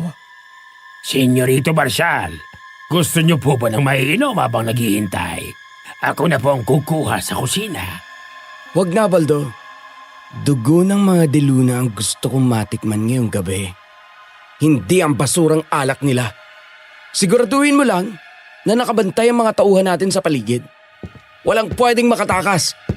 Hindi na kailangan may tumakas, Marshal. Nandito na ako. Magandang gabi sa inyo, Senyorito Marshal. Pasensya na po kung pinaghintay namin kayo ng matagal. Anong ibig sabihin nito, Anastasia? Bakit nakaitim ka? At anong ginagawa ng patay gutom na hardinerong yan sa tabi mo? Bakit mo siya hawak sa kamay? Ador, anong kalokohan ito? Bakit nandito ang lalaking yan sa mismong oras ng ritual? Palayasin niyo ang lalaking niya bago ko pa siya patayin sa mismong harapan niyo. Hindi ko siya pwedeng palayasin, Baldo. Dahil mula kahapon, bahagi na siya ng pamilya namin. Walang magaganap na ritual ng kasal ngayong gabi. Hindi magiging asawa ng anak mo si Anastasia. Dahil kasal na siya kay Severino. Ano? Kasal? Niloloko niyo ba ako? Walang pwedeng magpakasal kay Anastasia kundi ako! Akin siya! Kami lang ang makapagpapataka sa inyo sa sumpa!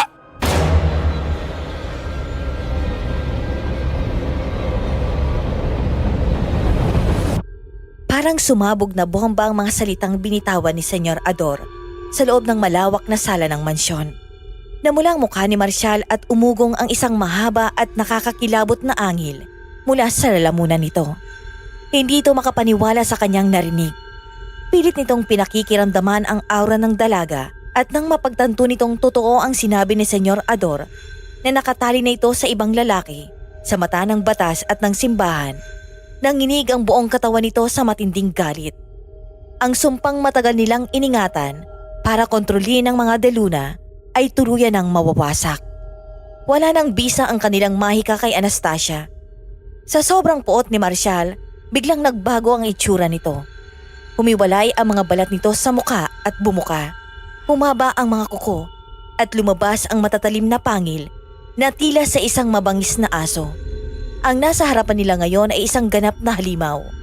Sumigaw ito ng napakalakas, isang hudyat para sa mga kauri nito na nasa labas ng mansyon. Kayo na ang mga kasama! Labas! Huwag niyong hayaang makalapit ang mga aswang kina Senyorador! Walang makakalapit sa kanya! May bala rito! O nga naman, Mga hayop kayo! matagal na panahon din Matagal namin na kayo panahon din hinahanap. namin kayong hinahanap! Oo nga, tikman nyo itong mga hinenda namin para sa inyo. Sugod! Sugod! Sugod! Papatayin ko kayong lahat! Baldo! Tawagin mo ang mga kaanak natin! Patayin silang lahat! Lalo na ang hardinerong yan! Masusunod, senyorito. Matagal ko na rin gustong tikman ang laman ng lalaking ito. Lumayo ka sa asawa ko, Baldo! Akong harapin mo! Mag-iingat ka, Sev. Huwag kang lalapit masyado. Mga hangal! Akala nyo ba'y matatalo ninyo ang buong angkan ko? Gamit lang ang mga matatandang manunugis na yan? Kakatayin namin kayo ngayong gabi! Mula sa iba't ibang sulok ng sala at pasilyo ay nagsilabasan ang 4 pang matatandang lalaki na kasabwat ni Mang Densyo. Sila ang mga veteranong manunugis na matagal nang nagtatago sa kalapit na bayan. Naghihintay lang ng tamang pagkakataon para tapusin ang angkan ni na Marcial. Kahit may mga edad na, napakabilis at napakaliksi ng kanilang mga galaw. May hawak silang mga itak na binabad sa bawang at asin. Pati na rin ang mga matutulis na kawayang ginawa ni Mang Densyo. Naging madugo at magulo ang buong mansyon. Tumalon si Baldo papunta kay Sev at doon nakita ni Sev na unti-unti ring nag-iiba ang itsura ng matanda. Isa pala itong mababang uri ng aswang na naging espiya ni na Marcial sa loob ng mansyon. Walang inaksayang panahon si Sev. Gamit ang mahabang gunting panghalaman na inihanda niya, sinalag niya ang pag-atake ni Baldo at buong lakas na sinipa ito sa sikmura.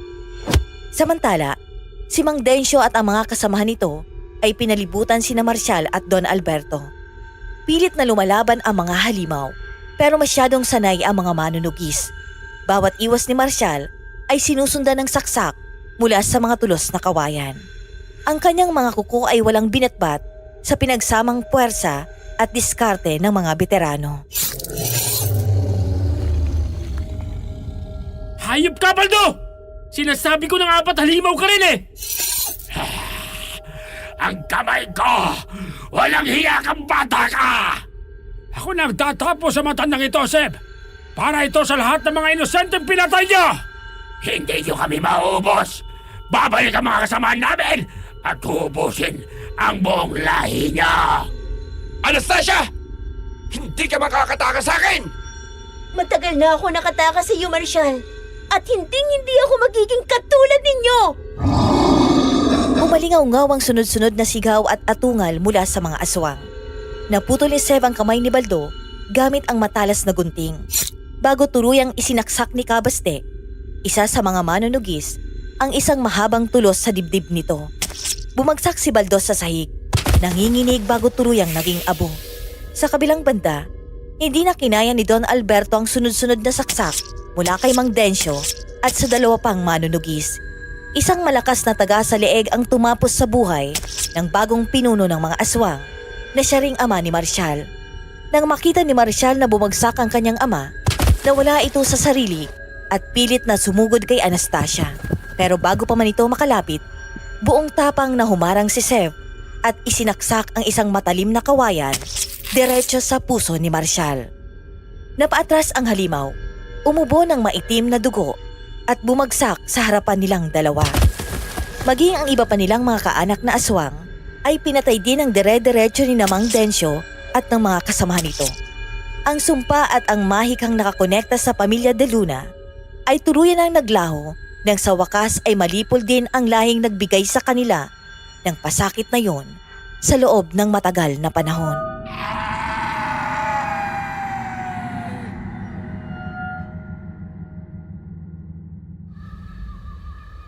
Tapos na. Maraming salamat sa Diyos. Tapos na ang lahat. Ligtas na ang pamilya natin. Ayos lang ho ba kayo, Senyor Ador? Senyora Luisa, wala po bang nasugatan sa inyo? Ayos lang kami, iho. Ligtas kami dahil sa tapang mo at dahil sa tulong ni Densyo. Hindi ko alam kung paano kami makakabawi sa lahat ng ginawa mo para sa pamilya namin. Sev, nasugatan ka ba? Nakagato na kalmot ka ba nila? Patingin nga ng braso mo. Ayos lang ako, Anastasia. Galos lang to. Ang mahalaga, hindi ka nila nakuha at hindi natuloy ang mga balak nila sa inyo. Severino, patawarin mo kami. Patawarin mo kami dahil nililang ka namin. Gusto kong malaman mo na walang kinalaman si Anastasia sa desisyong gamitin ka. Ako at ang asawa ko ang nakaisip ng plano. Totoo yun, bata. Nang dumating kayo ng kaibigan mo para mag-apply ng trabaho, nakita agad ni Senyor Ador na malinis ang pinanggalingan mo. Wala kang kamag-anak dito sa baryo. Ikaw ang perpektong kandidato para ipakasal kay Anastasia nang hindi agad maghihinala si na Marcial. Kung taga rito kasi sa amin ang gagamitin namin, siguradong matutunugan agad ng mga aswang bago pa man mangyari ang palihim na kasal. Lalo pa at nandito ang espiya nilang si Baldo. Kinailangan namin ng taong galing sa malayo para hindi nila agad maramdaman ang koneksyon.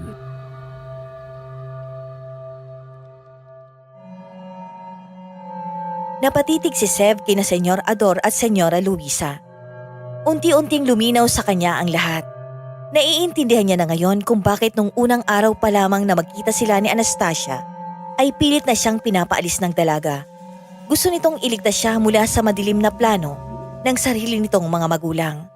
Pinortektahan siya ni Anastasia mula pa noong umpisa sa pamamagitan ng pagbibigay babala sa kanya na hindi niya naman pinakinggan. Nawala ang anumang natitirang galit sa puso ni Seb. Lumapit siya kay Anastasia at tiningnan ang mga mata nitong puno ng luha at paghingi ng tawad. Sa halip na magalit, nakaramdam siya ng matinding awa at pagmamahal para sa babaeng nasa harapan niya. Matapos ang gabing yun, halos hindi alam ni Seb kung paano nila nagawang magpahinga. Ang alam niya lang, paghigang-paghiga niya sa guest room, bumagsak agad ang talukap ng mga mata niya. Mabilis ding lumipas ang mga sumunod na araw na para bang lutang na lutang pa rin ang isip ni Seb.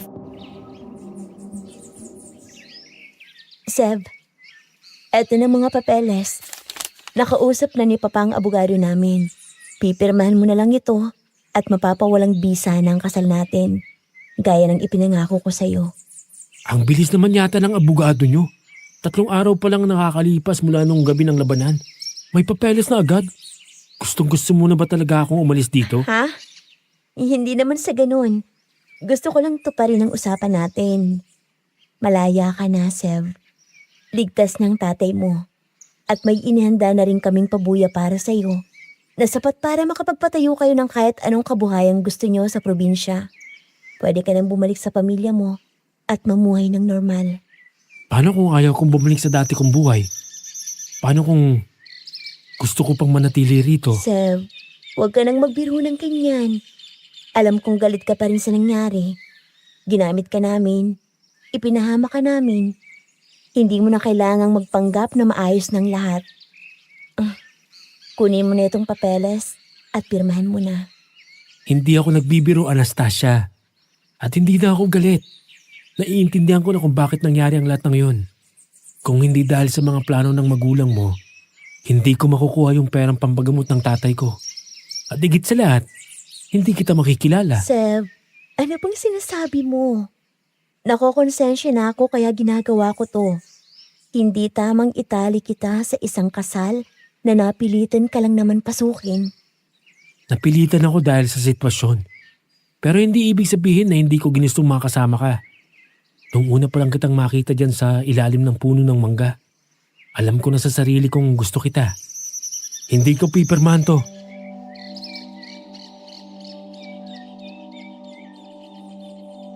Kinuha ni Seb ang mga papeles mula sa kamay ni Anastasia. Sa halip na kumuha ng panulat, dahan-dahan niyang pinunit ang mga dokumento sa mismong harapan nito. Nanlaki ang mga mata ni Anastasia. Hindi makapaniwala sa ginawa ng asawa. Ang inakala niyang katapusan ng kanilang pagkukunwari ay naging simula pala ng isang totoong pagmamahalan. Ngumiti si Seb at hinawakan ang parehong kamay ni Anastasia. Sa wakas, ang mansyon ng mga De Luna ay hindi na isang hawla na puno ng takot at kalungkutan. Naging isa itong tunay na tahanan. Hindi lang para sa pamilyang nakalaya mula sa sumpa, kundi para na rin sa isang simpleng hardinerong nakahanap ng kanyang tunay na pag-ibig. Ayon po sa balitang nakarating sa akin, pagkatapos ng malagim na pangyayaring yon sa mansyon, nagpasya si Seb na iuwi si Anastasia sa probinsya nila. Ipinakilala niya ito ng formal sa kanyang mga magulang at mga kapatid. Masayang masaya raw ang pamilya ni Seb dahil bukod sa tuluyan ng gumaling at nakalabas ng ospital ang kanyang tatay, ay nag-uwi pa siya ng isang napakaganda at napakabait na manugang. Simula noon, namuhay na sila ng tahimik, maayos at normal. Malayo sa anumang sumpa o panganib na dala ng mga aswang. Hanggang dito na lang po ang kwentong maibabahagi ko sa inyo. At sa lahat ng Takip Silim listeners, sana po ay nagustuhan ninyo ang kwento ni Seb at Anastasia. At sana ay may napulot din kayong aral. Minsan kasi, kahit gaano pa kadilim o kaimposible ang isang sitwasyon, may darating at darating na liwanag na tutulong para iahon tayo. Maraming salamat po sa oras ninyo sa pakikinig. More power po sa kwentong Takip Silim at mag-iingat po tayong lahat palagi. Sabi nila kapag tumibok nga naman daw ang puso, lahat ay kaya mong hamakin kahit pa aswang ang kailangan mong kalabanin. Maraming salamat Tasha sa pagbabahagi mo ng napakagandang kwento ni Sev at Anastasia. Ganon din sa mga listeners natin na laging nakatutok. Sana'y nagustuhan ninyo ang episode natin ngayong gabi at kung bitin pa kayo at gusto nyo pa ng mga nakakakilabot na kwentong may aswang at misteryo, iniimbitahan ko po kayong mag-subscribe sa iba pa nating horror channels. Pakinggan at suportahan ang Sitio Bangungot, Sitio Pangil, Aswang Confessions, Aswang Diaries at Aswang Radio. At syempre, kung ang hanap nyo naman ay ang pampag-good vibes at mga kwentong nakakakilig at magpapatibok ng inyong mga puso, bisitahin at mag-subscribe na rin kayo sa aming love story channels, ang Miss and Mr. Love at Miss Heart. Maraming salamat sa inyong patuloy na pagsuporta. Muli, ako po si Miss Neri. Mag-iingat ang lahat at isang mapayapa at ligtas na takip silim sa inyo.